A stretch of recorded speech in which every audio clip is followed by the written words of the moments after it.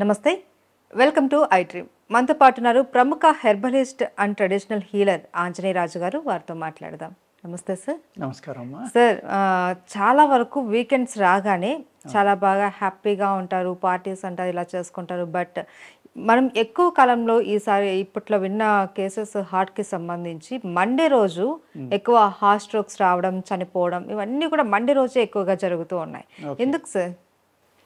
అంటే ఇక్కడ ఈ పార్టీలు చేసుకోవటం అంటే అనేక రకాలుగా చేసుకుంటున్నారు కదమ్మా. మనం భోజనం అనేది ఎప్పుడు చేస్తామమ్మా? న్యాచురల్గా మార్నింగ్ బ్రేక్ఫాస్ట్ చేస్తాం, మధ్యాహ్నం లంచ్, ఈవినింగ్ డిన్నర్ తింటున్నాం. ఎన్ని గంటలకు తింటాం? మామూలుగా పల్లెటూరు వాళ్ళు అయితే 7 లోపల తినేస్తారు. అంటే అఫ్కోర్స్ వాళ్ళు కూడా మీ టీవీఎస్ సీరియల్స్ వచ్చాక 12కి తింటున్నారు అనుకోండి, సీరియల్స్ చెప్తా కూర్చుని. కానీ పూర్వం అయితే 5 గంటలకి తినేసేవారమ్మా. తినేసి 7-8 గంటలకు శుభ్రం కొద్దిగా పాలు తాగి పడుకునేవారు. ఇప్పుడు లైఫ్ స్టైల్ ఏమైపోయిందంటే ఎంప్లాయ్మెంట్ ఇది వల్ల ప్రాబ్లమ్స్ వల్ల వాళ్ళు ఆఫీస్ వదిలేటప్పటికి లేట్ అవుతుంది. కానీ సండేస్ ఇంట్లోనే ఉంటారు కదమ్మా. హ్యాపీగా ఇంట్లో తిన్నారనుకోండి, ప్రాబ్లమ్స్ రావు. ఇక్కడ ఏమవుతుందంటే లిక్కర్ అలవాటు ఉన్నవాళ్ళు ఉంటుంది, బీర్ అలవాటు ఉన్నవాళ్ళు ఉంటారు, ఈ కూల్ డ్రింక్స్ తాగుతున్నారు, వాటిలో గ్యాసెస్ ఉంటాయి. బీర్ కానీ కూల్ డ్రింక్స్ కానీ వీటిలో ఉంటాయమ్మా. వీళ్ళు రోజు తినే టైం మానేసి మామూలుగా 7-8 గంటలకి ఆఫీస్ నుంచి వెళ్ళి తింటున్నారు అనుకోండి, వీళ్ళు ఈ డ్రింకింగ్ హ్యాబిట్స్ అవనండి, కౌలు చెప్పుకోవడం, ఫ్రెండ్స్ రావడం, లేట్ అవడం వల్ల స్టమక్ పూర్తిగా ఎంటీ అయిపోయిన తర్వాత అప్పుడు సాలిడ్ తింటం మానేసి డ్రింక్స్ అన్నీ అయిన తర్వాత నిమ్మలంగా సాలిడ్ తింటం మొదలు పెడతారమ్మ. అది కూడా అనేక రకాల మసాలాలు, సాసులు, అదేవిధంగా అజినమోటో అని ఒకటి కలుపుతారమ్మా ఎక్కువ ఫుడ్లో. చైనీస్ ఫుడ్స్లో ఈ ఫ్రైడ్ రైస్లో మెయిన్లీ అది కలుస్తుందమ్మా. అది చాలా హైలీ టాక్సిన్ కెమికల్. అది నిజం చెప్పాలంటే స్టమక్కి చాలా చెడ్డ చేస్తుందమ్మా. అదేవిధంగా పులుపు కోసం వాళ్ళకి నిమ్మకాయ పెట్టడం లేట్ అయింది, లేకపోతే ఇంకోటి సిట్రిక్ యాసిడ్ వాడేస్తూ ఉంటారు, విటమిన్ సి. అది కూడా కెమికల్స్ తయారు చేసింది, అయితే చాలా ప్రమాదం అమ్మా. ఇవన్నీ వీళ్ళు ఎప్పుడైతే ఎంటీ స్టమక్లో వేడివేడిది కానీ లేకపోతే కూల్ డ్రింక్స్ తోటి కానీ లేదు ఎక్కువ మసాలాలు కారం ఉన్నది కానీ తినటం వల్ల ఏమవుతుందంటే విపరీతమైన గ్యాస్ట్రిక్ ప్రాబ్లం పెరుగుతుందమ్మా. గ్యాస్ ఎప్పుడైతే బాగా ఎక్కువ పెరిగిపోవడం, అదేవిధంగా వీళ్ళు తెల్లవారులు కూర్చుని కౌరులు చెప్పుకున్నాం లేకపోతే ఎంజాయ్ చేసాం అనుకున్నాం 4 గంటలకు 3 గంటలకు వచ్చి పడుకోవడం. ఈ ఎప్పుడైతే ఎన్వి కానీ హై ప్రోటీన్ కానీ లేకపోతే మష్రూమ్ కానీ పన్నీర్ కానీ ఇలాంటి హై ప్రోటీన్స్ అన్నీ హోటల్స్లో బాగా తింటారు కదమ్మా. తిన్నప్పుడు వాటర్ ఎక్కువ తీసుకోవాలమ్మా, లేకపోతే గ్యాస్ విపరీతంగా పడుతుంది బాడీలో. వీళ్ళు ఈ వాటర్ తక్కువ తీసుకుని పడుకోవడం వల్ల ఏమవుతుందంటే ఆ నిద్రలో ఉండగానే గ్యాసెస్ ఫామ్ అయిపోయి ఈ మసాలాలు ఎక్కువ కారం తినడం వల్ల, లేదు ఈ వెజిటేరియన్ తినేవాళ్ళు అయితే ఈ పన్నీర్ లాంటిది, మష్రూమ్ లాంటిది హై ప్రోటీన్ తినటం, లేకపోతే సోయాబీన్ ఇలాంటి, అది అరగటం కోసం హయ్యెస్ట్గా వాటర్ తాగాలమ్మా. అంటే రోజు మీరు 2 గ్లాసులు తాగితే ఆ రోజు 4 నుంచి 6 గ్లాసులు తాగాలి. వీళ్ళు తాగరు, వచ్చి పడుకుంటారు. పడుకోవడం వల్ల ఏమవుతుంది, ఈ గ్యాస్ట్రిక్ ప్రాబ్లం అనేది విపరీతంగా పెరిగిపోతుందమ్మా. స్టమక్ బ్లోట్ అయిపోతుంది. బ్లోట్ అయిపోయి ఏమవుతుందంటే మన జీర్ణ ప్రక్రియ అనేది ఇలా అయ్యి ఇక్కడ బెండ్ అవుతుందమ్మా. ఇదే ప్లేస్లో మనకి హార్ట్ కూడా ఉంటుంది. ఆ గ్యాస్ అనేది నోటి ద్వారా బయటికి రావడం కానీ కింద నుంచి బయటికి కానీ వెళ్ళలేదనుకోండి, బాగా ఎక్కువ బ్లోట్ అయిపోవడం వల్ల ఏమవుతుంది, అది వచ్చి నొక్కేస్తుంది, హార్ట్ని ప్రెషర్ తీసుకురావడం వల్ల అటాక్ రావచ్చు, ఆ విధంగా పోవచ్చు. ఇంకొక రీజన్ ఏంటంటేనమ్మా, ఎప్పుడైతే ఈ కరోనా అనేది వచ్చి వెళ్ళిందో అప్పటి నుంచి అందరూ లంగ్స్ వీక్ అయినాయి అమ్మ. ఎంతో కొంత లంగ్స్ వీక్ అవ్వడం వల్ల ఏమవుతుందంటే ఈ ఆక్సిజన్ అనేది బాడీకి సరిపోనప్పుడు, ఈ ఆక్సిజన్ అనేది బ్లడ్లో కలవనప్పుడు బ్లడ్లో టాక్సిన్స్ పెరిగిపోతాయి. ఎందుకంటే బ్లడ్లో ఉన్న సెల్స్ తొందరగా చనిపోతాయి ఆక్సిజన్ లేనప్పుడు. చనిపోయిన సెల్స్ బయటికి వెళ్ళిపోవాలి కదా, వెళ్ళడానికి లేట్ అవుతుంది. ఆక్సిజన్ తక్కువ ఒకటే, అప్పుడు ఏమవుతుందమ్మా, రక్తం చిక్కబడతాం. బ్లడ్ ఎప్పుడైతే చిక్కబడిందో, పలచగా ఉన్నప్పుడు అయితే స్ట్రోక్ వచ్చినా కానమ్మా పంప్ చేస్తుంది కాబట్టి హార్ట్ మీద అంత ప్రెషర్ పడదు. ఎప్పుడైతే చిక్కబడిపోయిన తర్వాత స్ట్రోక్ వచ్చిందో, ఈ బ్లడ్ను పంపడానికి చాలా ఎక్కువ వర్క్ చేయడం వల్ల స్ట్రోక్ వచ్చి ఆగిపోతాం. ఒకప్పుడు ఈ కరోనా రాకముందర మీరు అన్నట్టుగా హార్ట్ స్ట్రోక్ వచ్చిందనుకోండి, 90% అబోవ్ సర్వైవ్ అయ్యేవారు. అవును.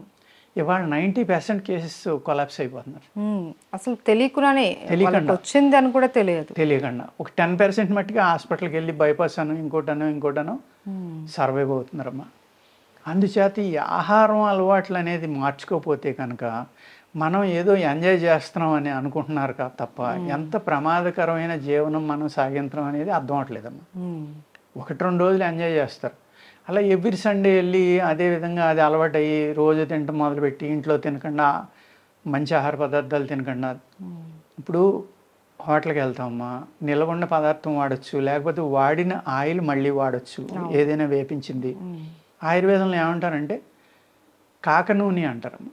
అంటే మీరు సపోజ్ అందులో ఏదో ఫ్రై చేశారు, ఒక పకోడీలు వండారు, లేకపోతే ఇంకోటి వేసారు, అయిపోయిన తర్వాత ఆ నూనెని మళ్ళీ వాడద్దు అంటారమ్మా ఆయుర్వేదంలో. దాన్ని మనం ఏం చేస్తాం హోటల్స్లో 2-3 సార్లు 10 సార్లు కాశాక కూడా అదే నూనెలో పకోడీలు వేస్తారు, అదే నూనెలో చపాతీలు వేస్తారు, ఆ చపాతీకి ఆ నూనె వాడతారు, పూరీలు అందులోనే వేపిస్తారు, ఇలాగా అనేక రకాలు వేపించాక కూడా అదే నూనెని మళ్ళీ కర్రీస్లో వేస్తారు. అలా వాడుతున్నారు అనుకోండి, అప్పుడు ఏమవుతుందంటే అది విషంతో సమానం ఆయిల్ అనేది, డైజెస్ట్ అవుతుంది. అదేవిధంగా ఇప్పుడు మనకి హెర్బ్స్ అయితే మనకి కూరలు వస్తున్నాయో వెజిటబుల్స్, దుంపలు అవనండి, లీఫీ వెజిటబుల్స్ అవనండి, ఇవన్నీ కూడా స్ప్రేయింగ్ చేయటం వల్ల మ్యాక్సిమం కెమికల్స్ వాటి మీద ఉంటున్నాయమ్మా. వాటర్లో మనం ఇంట్లో కడుక్కున్నంత నీట్గా కడగపోవచ్చు. అవును, వాళ్ళకి అర్జెంటుగా ఆర్డర్ వచ్చింది, కడిగి దాన్ని దులిపి అవన్నీ చేయడానికి లేక ఆ కుక్కి గబగబా కట్ చేసి వండొచ్చు. అప్పుడు ఏమవుతుందమ్మా, ఈ కెమికల్స్ అనేవి మన బాడీలోకి డైరెక్ట్గా వెళ్ళిపోతున్నాయి. అదే హోటల్స్ వాళ్ళు కూరగాయలు తేగానే ఒక పసుపమ్మ, నిమ్మరసం, వెనిగర్, సాల్ట్, బేకింగ్ సోడా, ఈ 5 రకాలు వాటర్లో మిక్స్ చేసి ఆ వాటర్లో వచ్చిన కూరలు కనుక పాడేసి ఒక్క 10 నిమిషాలు వదిలేసి కడిగారనుకోండి, కడిగేసిన తర్వాత దాన్ని ఫ్రిడ్జ్లో పెట్టి వండారనుకోండి, కస్టమర్స్ 100% సేఫ్లోకి వెళ్ళిపోతారు. మోర్ దెన్ 95% కెమికల్స్ ఏవైతే ఉన్నాయో అవన్నీ డైల్యూట్ అయిపోతాయమ్మా.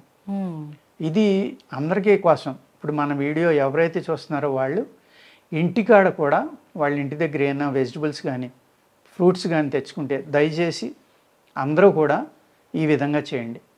ఎందుకంటే పసుపు, స్లోగా చెప్తున్నానమ్మా, అవసరమైతే జాగ్రత్తగానండి, బేకింగ్ సోడా, వెనిగర్, నిమ్మకాయ, రాక్ సాల్ట్ కానీ సముద్రపు ఉప్పు కానీ ఏదో ఒక లవణం, ఉప్పు అనేది కలపండి.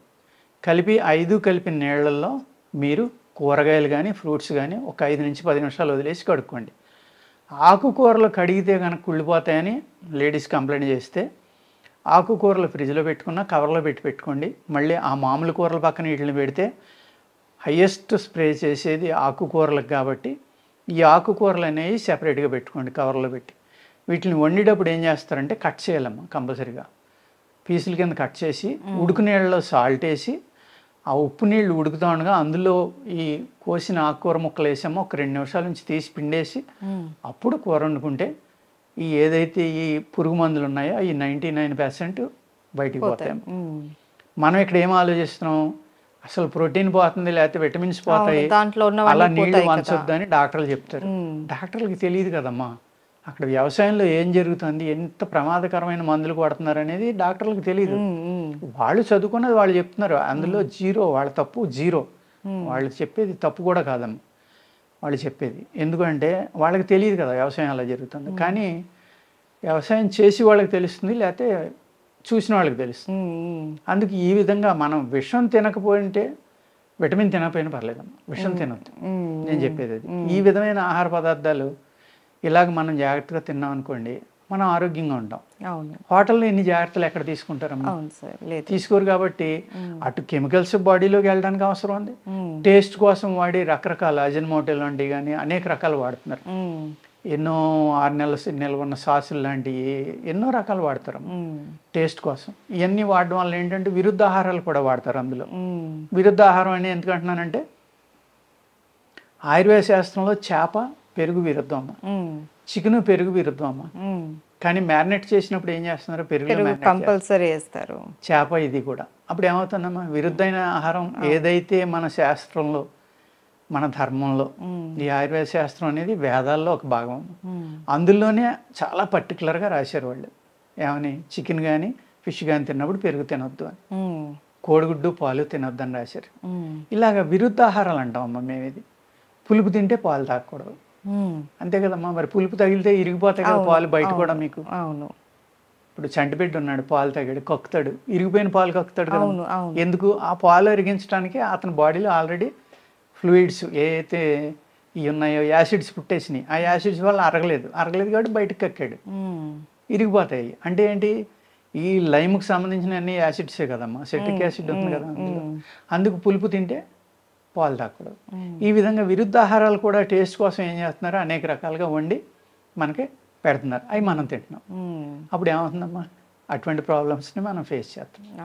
అందుకు ఏం చేయాలంటే, మీరు ఆ స్ట్రోక్ నుంచి తప్పించుకోవాలి అంటే, మీరు ఆ రోజున హోటల్లో తిన్న తర్వాత ఒక వాటర్ బాటిల్, 2 లీటర్ల వాటర్ బాటిల్ పక్కన పెట్టుకోండి, మంచం పక్కన. అస్తమానం తాగుతూ ఉండండి మెలకు వచ్చినప్పుడల్లా. ఈ గ్యాస్ అంతా బయటికి పోయమ్మా, ఈ ఇండైజేషన్ లేకుండా శుభ్రంగా అరిగి ఈ యాసిడ్స్ హైయెస్ట్ పుట్టకుండా ఉండి అవి డైల్యూట్ అయిపోవడం వల్ల ఈ స్ట్రోక్స్ రావడానికి మ్యాక్సిమం అవకాశం ఉందమ్మా. ఓకే, ఇది మీరు మీ ఛానల్ ద్వారా ప్రేక్షకులకు అందించండి. Okay sir, thank you so much sir. నమస్కారం.